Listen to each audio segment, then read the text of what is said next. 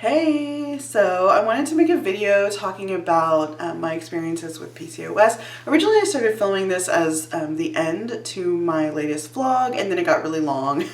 So I'm actually refilming an intro just to lead you into what I was saying without telling you that this is a part of a vlog. So this may be something that affects you, but also maybe not. But I want to talk about the symptoms of PCOS. So even if you don't have it, it might be interesting to hear about, and maybe just having that information, you know, one day you might hear someone talking about something, you say, oh, well, did you know, blah, blah, blah. You never know. I didn't get diagnosed with PCOS until this past August. So I've only been diagnosed for like 7 months. And I feel like I've had it much longer than that. So maybe if somebody had said to me, hey, blah, blah, blah, when I was complaining about something, did you know that's a symptom of PCOS? It would have been something that I could have, I don't know, looked into much earlier and started treatment for. So I have pulled up on my computer, so I'm going to be looking over here every once in a while. I've pulled up, I found this list of 30 symptoms of PCOS, and I am using this because usually the symptom list for PCOS is like 6 to 10 things. So the fact that there's 30 things on this list, I'm like, whoa. But I think that's really cool because I kind of only hear the same ones over and over, which are, if you've heard any symptoms for PCOS, they're the ones that you've heard, which is irregular periods, body hair in places that you are not used to having it, especially for women. Having hair on their face is irregular for them. But I want to be really clear about the fact that I think that, I mean, we all have hair, and I don't think that having a beard is like a terrible thing. I don't think that it is like disgusting or freakish or anything. Like, I fully support people who grow out their beard, even though it may not be in direct correlation with the gender that they are. Anyway, I think that there are many ways to be a woman, many ways to be a man, many ways to be non-binary. Just want to throw that out there. But within the world of PCOS, it's called like excess body hair. I just don't want to shame about that because I know that that is a real thing for people, and there's a lot of shame. There's so much shame around these PCOS symptoms, and especially the body hair. I mean, people really struggle with this, so I just really want to be clear about that. Like, there is nothing wrong. You don't have to shave your face every day. Like, you could grow it out. People do that and they're still beautiful. They're still women. If you want resources for people who have grown out their beards as women and are embracing that life, I will put some in the box below because they are amazing and wonderful and super hot women. Okay. So want to get started on the list. So irregular periods, of course, that's like the one that everybody's heard about.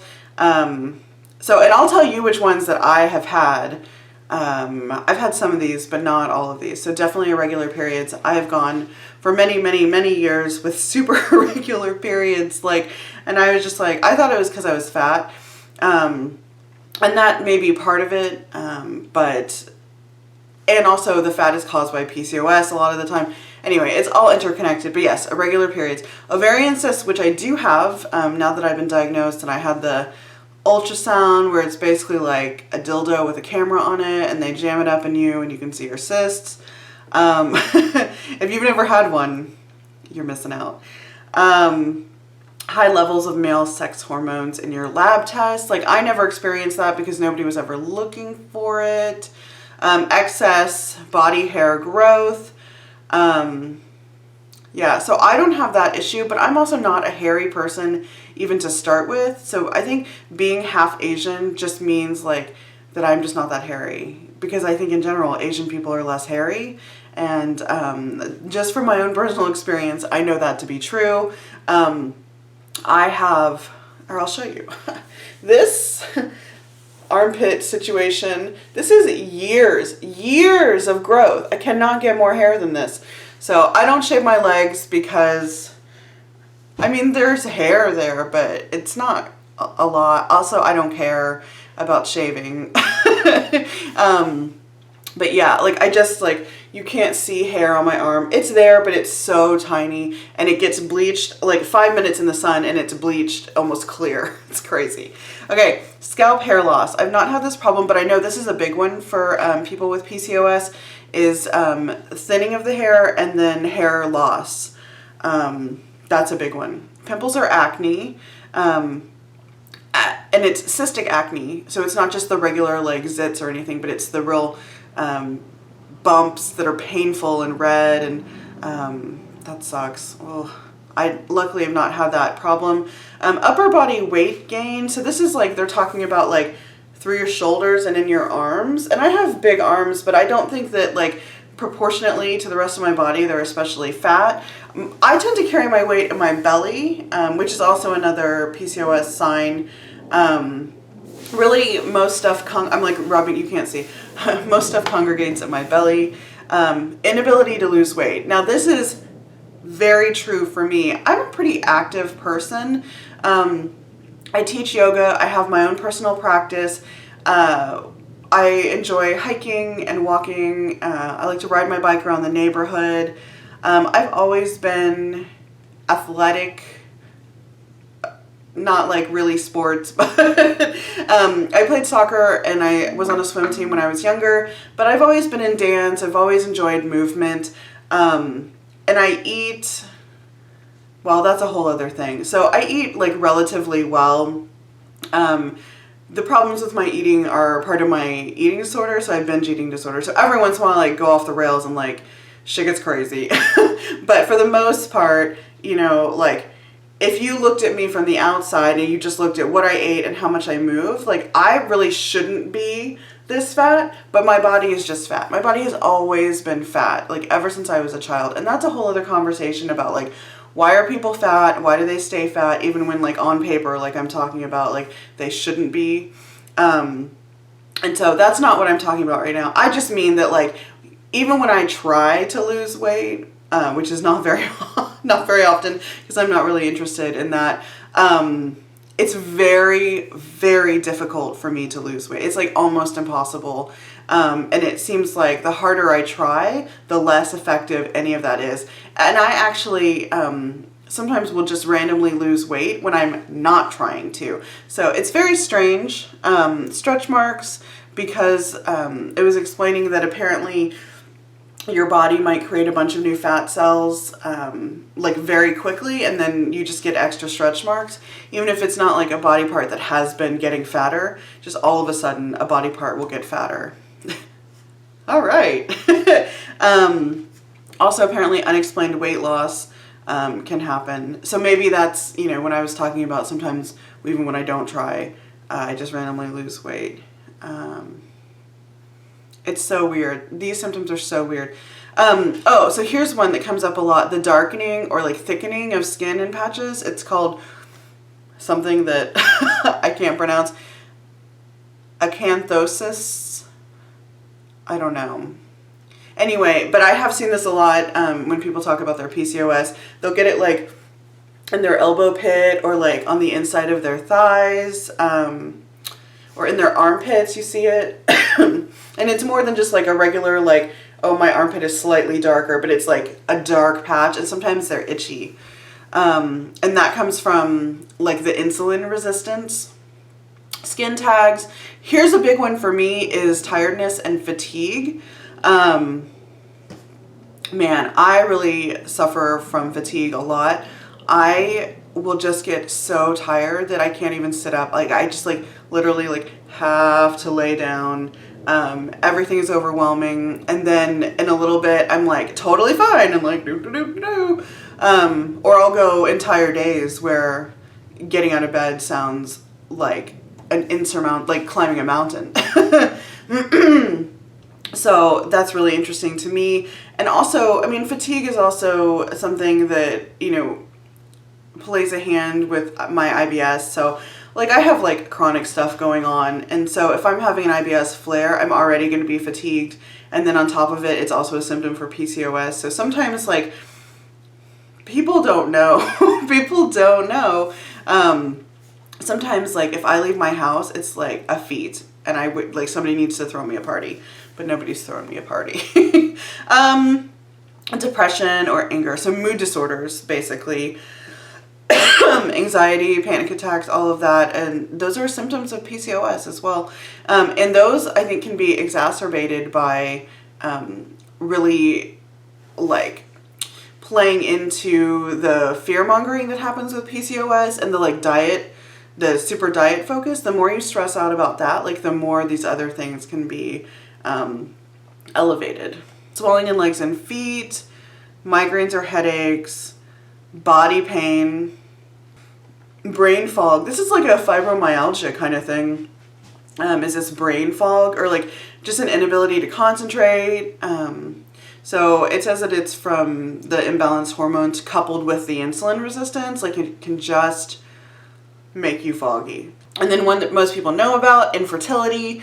That's a big one. And I think that affects a lot of people because PCOS often affects how you ovulate or if you ovulate at all. And so if you're not ovulating, that's going to make it way harder to get pregnant. Gestational diabetes. So if you do get pregnant, then I guess it raises your chance of having gestational diabetes. And apparently, I didn't know this, it increased the risk of miscarriages. So if you are like lucky enough to get pregnant and, you know, whether or not you're dealing with gestational diabetes, like your risk of miscarriage is higher. Awesome. Hypertension during pregnancy. So basically, if you get pregnant, it's going to be real hard to get pregnant. And if you do, like, shit's going to get real. Those are a list of symptoms of PCOS. I don't know if you have PCOS. I've, you know, I'm recently diagnosed and have been kind of navigating it the best I can. I am, in case you care, I take 1,000 milligrams of metformin a day. I split it up, 500 in the morning with breakfast, 500 at night with dinner, because it really messes with my stomach. If you've ever taken metformin, you know it can be really hard on your stomach. So I know that usually doctors work people up to 1,500 milligrams a day, but mine stopped at 1,000. So I don't know if that's like good. And then I also take twice a day at those same times this supplement called Ovasitol, and I will link that below. I don't get any money if you buy it. I am just a huge advocate for it. I learned about it from my dietitian, Dr. Julie Duffy Dillon, who is a registered dietitian. She has this whole course about PCOS and food peace, and I will talk more about that later if people are interested. It is flippin' amazing. It really helped me a lot, especially in the beginning when I was like kind of spiraling after I got diagnosed because I didn't know anything about it and my doctor didn't really tell me a lot about it. And then I was just reading random stuff on the internet and like flipping out. So, Ovasitol. It is a 40-to-1 ratio mix of two types of inositol, which does similar things actually as metformin. I've experimented with taking just metformin or now Ovasitol and metformin at the same time, and I think that they really do work well together. I have noticed a difference, and actually one symptom that is not on here that is a PCOS symptom is craving sugar or carbs in general. I don't crave sugar, I crave pasta and pizza and savory carb things. But with taking both of those, I've noticed that I'm not having those carb cravings like I used to, which is actually helping me to not binge, which is amazing. And then also my mood has been much more stable. I don't have like crazy little, basically temper tantrums. And so that's really interesting. So I really do think that there is a difference being made through that. I would wholeheartedly recommend it. I will put the link down there. You can use the link or not. It's not an affiliate link at all. At all. I'm just showing you the brand that I buy. If you buy it, make sure that you get one that is mixed in that 40-to-1 ratio with the two types of inositol in it, because if not, it's not effective if it's not in that ratio. I learned this all through Dr. Julie Duffy Dillon. She's amazing. Second time I've said that. It's like an advertisement for her. So yeah, I take metformin, I take the Ovasitol. And I'm on birth control because I do have cysts on my ovaries. Oh, so that's another thing, is you don't have to have actual cysts on your ovaries to have PCOS. So that is a misconception. So you could not have the cysts and still have PCOS. So that's what I'm taking. It's been interesting. On the birth control, I have a period now, which is unusual. So the first time, not the first time, let's see, right after I got diagnosed, she gave me like 7 days of progesterone to like kickstart my period. And so I had a period then, and then in October, I guess, I was on the birth control, and I had a super crazy heavy period, which is basically a chemically induced version of a D&C, if you know what that is. And so, number one, I wish that my doctor would have prepared me for exactly what was going to happen, which is all of the blood in my body coming out of me was so much. And I was not prepared for that. I wish that I would have known it was going to be so heavy and so long. But basically what it was is all the built up lining that I had not been shedding through my periods, all coming out. And of course it happened when I was facilitating a course, my Hoopasana teacher training. So it's like all day long, like, what a trial by fire. If I can facilitate that teacher training while like bleeding so much, then I can do anything. Yeah, that was terrible. But at least that only happened once. My lining is cleaned out because it had built up a lot. There's basically apparently like 4 levels of lining buildup, and the 4th one is like almost cancer, or is cancer, I'm not sure. But so I wasn't there, but I was like on my way. So I'm really glad that I dealt with this. Got it all cleaned out. So now I have periods on birth control, and they're very light and short, which I thought was scary. And she said, no, that's what you want. I said, okay, all right. So I don't go back in until April. We're going to check in, probably get another ultrasound to check on my cysts. Birth control is supposed to help reduce the number of cysts on your ovaries.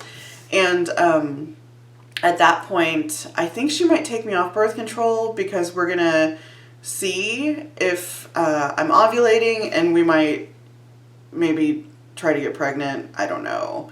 I'm trying to be positive. I don't have a lot of faith that that's just going to be an easy thing to happen. I feel like my body is has a lot going on, and so that'll be very hard.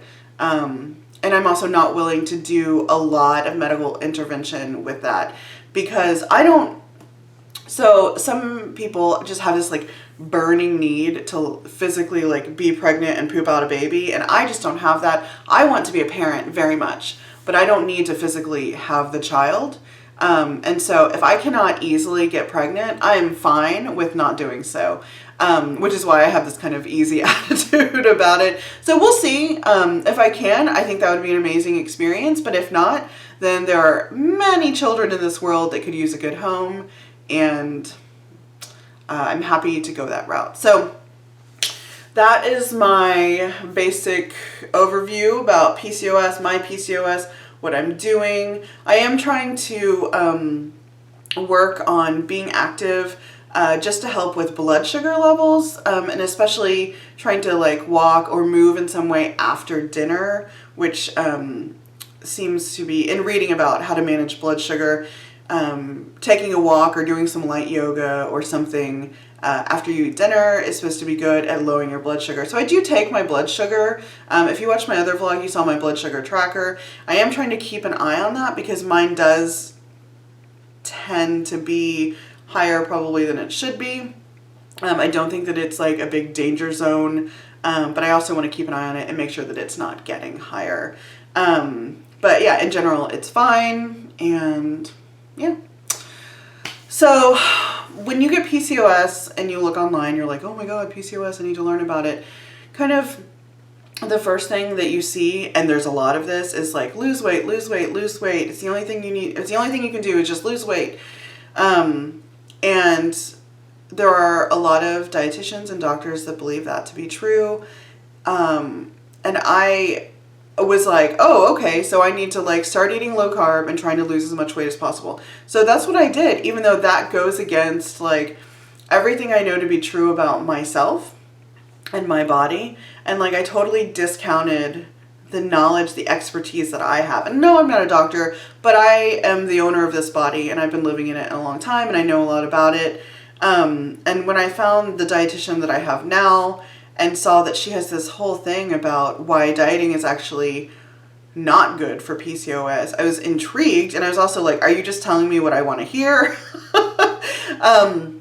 But so I'm taking this course from her. It's like an at-home, at your own pace course that has 12 modules, and she talks about the science of why it's actually worse for you. And it basically goes along the lines of why dieting is bad for you in the first place, because dieting is not a long time like fix for things, and if you lose weight you're probably going to gain it back. A lot of that is, you know, it crosses over into what she's saying, but it's really interesting to me, and learning the science behind PCOS, like how it operates, why things in my body are doing what they're doing, was so helpful for me. Because when I got diagnosed, my doctor was like, you have PCOS, take this medicine, come back in a month. What? And I'm not good in the moment. I'm like, I don't know what questions to ask you. So I didn't really ask a lot of questions, and then I just came home and started Googling, which is horrifying, and you should never do that. So yeah, it was very helpful for me to take this course and get like real scientific facts instead of just like people's opinions about what you should do. So I've been, you know, using her advice as a, you know, professional, as a health professional, and it's been going really well. So that's working for me. You may right now be like ready to type in the comments like, no, you need to be doing this, you need to be doing this, you need to be doing this. You can keep that to yourself. Whatever works for you is great. This is working for me, so I'm not looking for advice. I'm just sharing with you my experiences and my thoughts, and I say that in a really respectful way. Like, I really believe like what works for you, and I'm really happy that you found that. So I'm just telling you what works for me. You do you, I'ma do me. So yeah, that is, I think, the end of what I wanted to talk about PCOS for now. I will talk about it more, especially like when I go back for my like checkup in April. I'll probably have more to talk about then, because we'll see how things have been going. And by then it will have been like what? September, October, November, December, January, February, March, April. So that'll be 8 months. Oh, so I haven't been diagnosed for 7 months. Anyway, so at that point it will be 8 months that I've been diagnosed and on metformin, almost that whole time taking Ovasitol as well, and birth control. So we'll see how are my cysts doing, like just how's everything going. It'll be really interesting because I have no idea what's going on in here, really. I can only tell based on, excuse me, the symptoms that I have and how I'm feeling. So, okay, this has gotten long enough. All right, so comment below if you have PCOS, and you know, if any of the symptoms that I read or think that you have, or if you have symptoms that are not on this list. I'm sure this is not like, you know, a complete list, and I know it's not because it didn't have the carb cravings on there, but I think that this is a lot of symptoms. So if you have other symptoms, I would really like to hear them, because I'm trying to like learn. And many people have been diagnosed for years and years and years and years. I'm obviously like just super new to learning about it. So any information you have or resources, like I would love a link. I'm just, you know, learning and trying to figure out what works for my body right now. And what works for my body right now may change, you know, in the future. What works might be something completely different, and I'm open to that completely. I'm all about the next right thing. So right now, this is the current right thing. All right, I hope that you're having a great day. Thank you so much for watching this. I'd love to hear any comments you have about living with PCOS, dealing with chronic pain, chronic fatigue, mental health issues that go along with it. And I'll see y'all later. Bye.